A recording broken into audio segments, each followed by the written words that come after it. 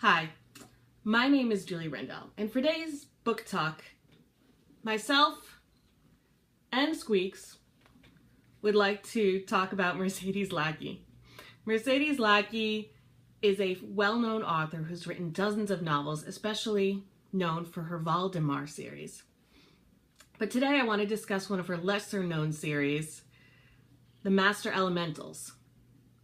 This series is based on a shared universe which almost always takes place in England around the turn of the 20th century and concerns people who have mastery over one or more elements: earth, air, wind, and fire.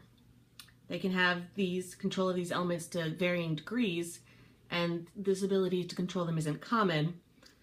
But just as there are people who are trying to protect the universe in the way it is, there are those who want to use that magic for their own evil gains.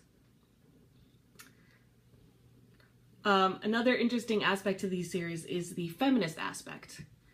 Mercedes Lackey discusses the plight of women during that time. She discusses what women were expected to do, what were their roles, how would they react in certain situations, what were the privileges like in the different social classes, which also makes this an interesting series.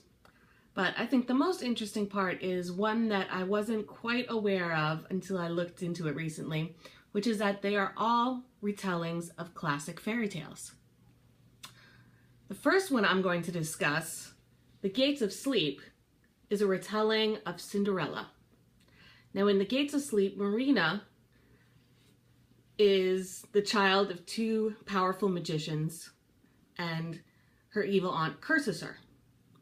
So her parents heartbrokenly ask friends to hide her away until her 18th birthday.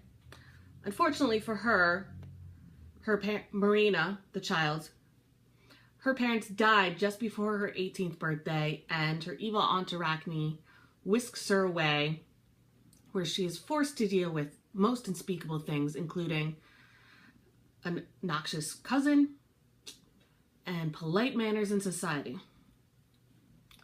She also has to deal with the fact that her aunt is trying to kill her, although it takes her quite some time to realize it. Even though Marina has been raised in the backwoods, she still has an understanding of what is expected for her.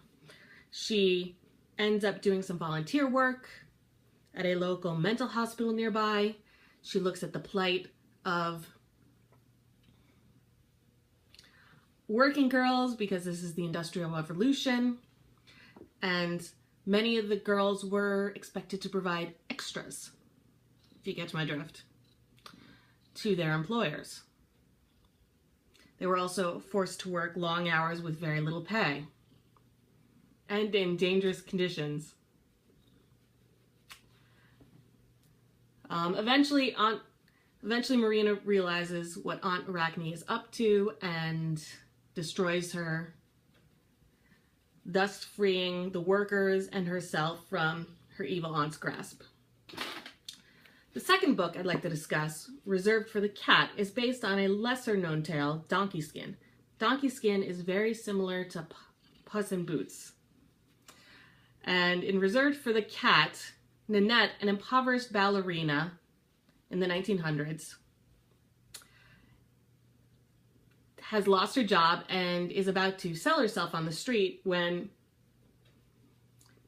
a psychic cat comes and informs her that she needs to go to England because there are better opportunities for her there. Once they arrive, she ends up being shipwrecked and has to impersonate a prima ballerina in order to secure a job. So this book is not my favorite. Nanette is very passive. She doesn't have many abilities of her own. She mostly relies on her employer and the cat. But considering I hadn't even known about Donkey Skin until this tale, it is interesting, and it does show the plight of women in... Nowadays we consider ballerinas as being very elegant and well respected, but back then they were really considered working girls who did extra work. The only way they could afford to live would be to find a patron, a male patron, and hope that they could keep on with that patron until their interest was gone. So I thought that was interesting. But by far, my favorite is The Serpent Shadow. The Serpent Shadow concerns Maya Witherspoon, a doctor of mixed descent, part Indian, part white, who is forced to flee to England after her evil aunt murders her parents. This is actually based on Snow White and the Seven Dwarfs.